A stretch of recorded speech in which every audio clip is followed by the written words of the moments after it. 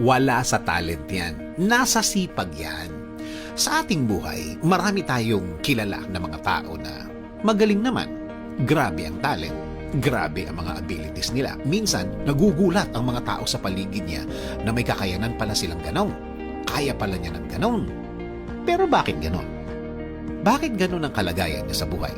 Bakit parang hindi match? Bakit parang hindi niya mapakinabangan ang talent niya?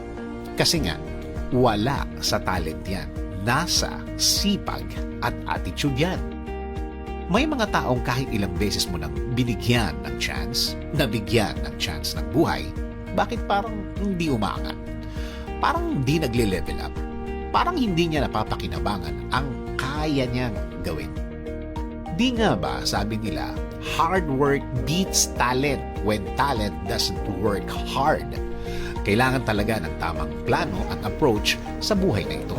Gamit mo ang iyong talent. Kung hindi, walang mangyayari niyan.